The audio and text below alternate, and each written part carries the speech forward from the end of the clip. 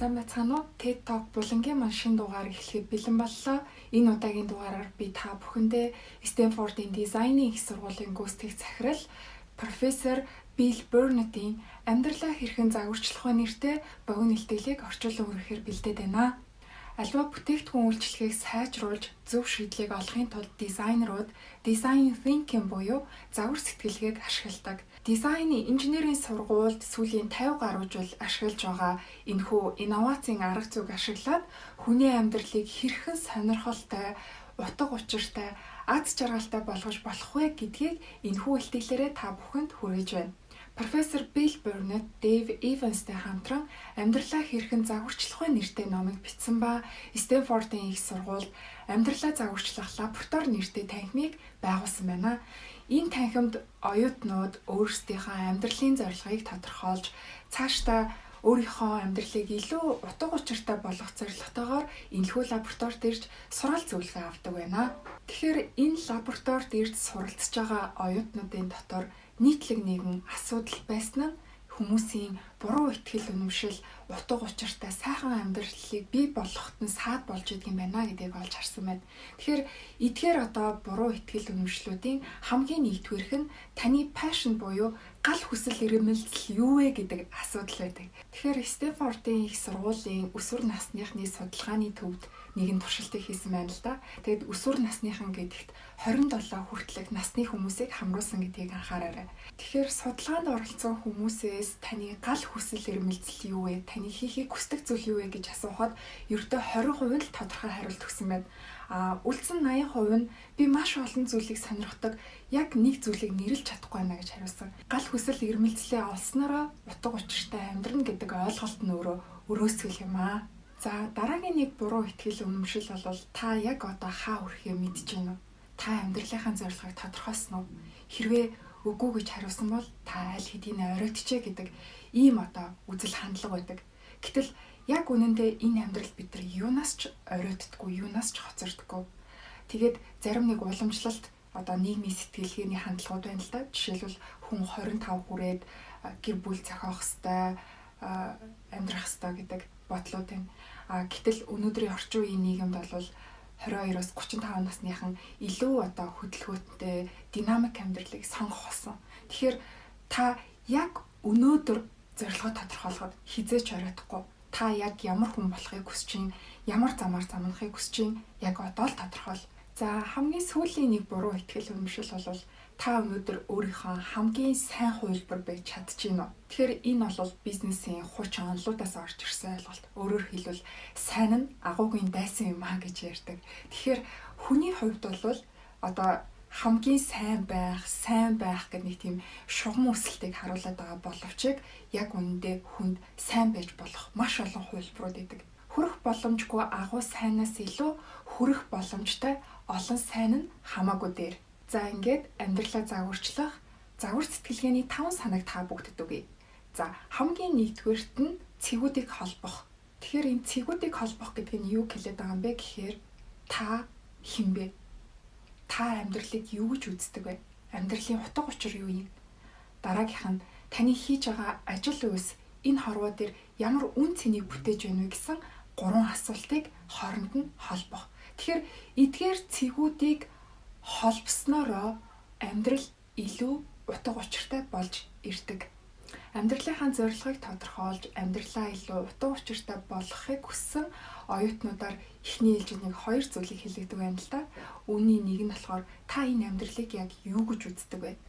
Энэ амьдралын утга учир юу юм бэ гэдэг асуултанд 250 хүүхдээ эссе бичиж хариулдаг байна.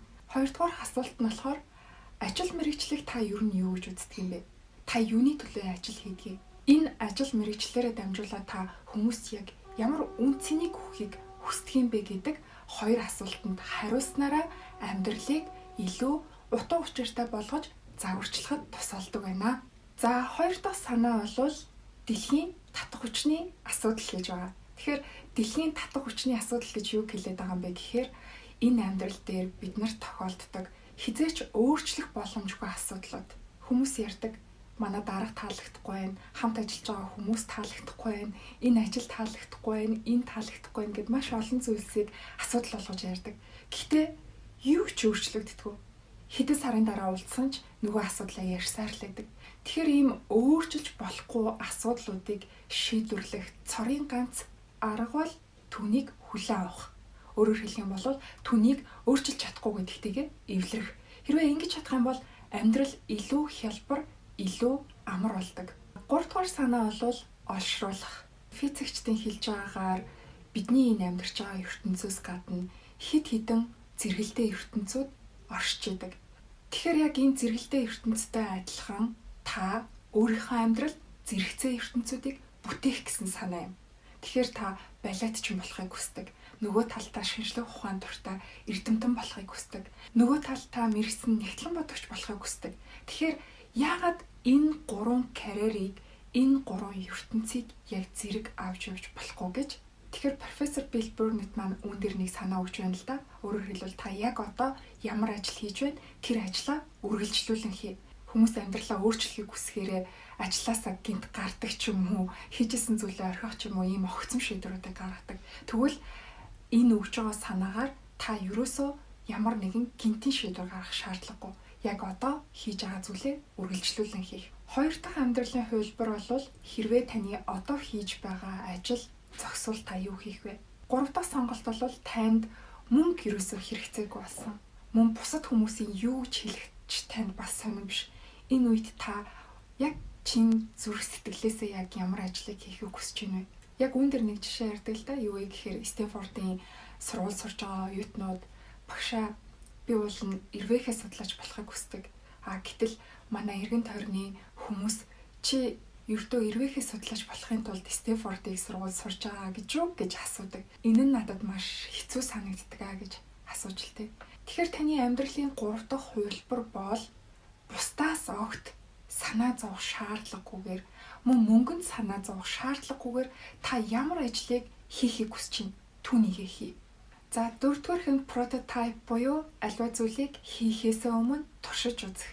Тэгэхээр энэ дээр нэг жишээ гардаг л да. 45 настай эмэгтэй буцаж их сургуульд сураад боловсролын чиглэлээр мастер хамгаалсныхаа дараа хүүхдүүдэд багшлагыг хүсэж байна гэж хэлдэг. Тэгээд Билл Бёрнет юу зөвлөдөг вэ гэхээр чи манай боловсролын оюутнуудтай хамт суралцаад үз. Тэгээд чамд зааж байгаа хичээлүүд нь хам сурж байгаа оюутнууд чамд яг ямар сэтгэл төрүүлж чинь тэнцэнс чи шийдвэр гаргаж болно гэж зөвлөдөг. Тэгээд нөгөө эмэгтэй лекцэн сууж ирээд ярьдаг. Үнэхээр гайхалтай санагдлаа. Надад маш их таалагдж байна. Дээрэс нь би хамт сурж байгаа оюутнуудтай ярилцаж үзсэн. Тэд нар бас намайг маш их сонирхож, намайг бас дэмжсэн гэж хариулдаг. Тэгэхээр энэ дээрээс хэрвээ та ямар нэгэн шийдвэр гаргахдаа эргэлзээд яах вэ гэж бодож байгаа бол та яг одоо тэр ажил мэргэжлэр амжилттай яваа, тэр ажлыг хийж байгаа хүмүүстэй очиод уулзаад ярилцаад үз. За хамгийн сүүлийн санаа болвол шийдвэр гаргаж сурах. Тэгэхээр ямар үед шийдвэр гаргахад хэцүү байдаг вэ гэхээр сонголт олон байх тусам шийдвэр гаргахад хүнд байдаг юм байна.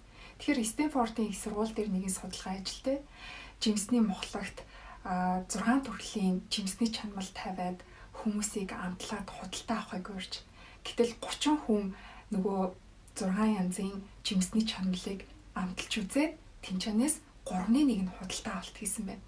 Дараагийн 7 хоногт жимсний чанамлын төрлүүдийг олшруулад 24 төрлийн жимсний чанамал байрлуулад хүмүүсийг амтлаад худалдаа авахыг урьжлээ. Тэгэд өмнөх 7 хоногоос 2 дахин хүн ирсэн мөртлөө ердөө 2 хүн худалдаа авалт хийсэн байна. Тэгэхээр эндээс юу гэж хэлэх гээд байна вэ гэхээр бидний сонголт олон байх тусам бид нар сонголт хийхэд улам төвөгтэй болдог. Тэгээд ер нь бол 5-аас дээш төрлийн юмнаас сонголт хийхэд биднэрт маш хүндрэлтэй байдаг юм байна. Тэгэхээр альва та шийдвэрийг гаргах гэж байгаа бол аль болох сонголтуудыг багасгаж өгөх хэрэгтэй. За мөн энэ дээр бас нэг яригдж байгаа нэг сонирхолтой жишээ бол Стэнфордын их сургууль дээр бас нэг судалгаа ажилтай Монегийн 5 янзын уран зургийг тавиад хүмүүсээс за 1-5 хүртэл одоо өөрт хамгийн их таалагдж байгаагаас ахуулаад энэ зургуудаа ингээ байрлуулаад тавь. За тэгээд туршилтанд оролцож гарч ирснийхэн дараа за та эдгээр зургуудаас өөрт хамгийн таалагдсан зургийг авч болно. Харин энэ зургийг буцаад солих ямарч боломжгүй шүү. та ерөөсөө нэг л сонголт хийгэрэй гэж хэлж. Харин нөгөө хэсэг бүлэг туршилтанд оролцсон хүмүүст юу гэж хэлсэн бэ гэхээр та нэг зургийг сонго.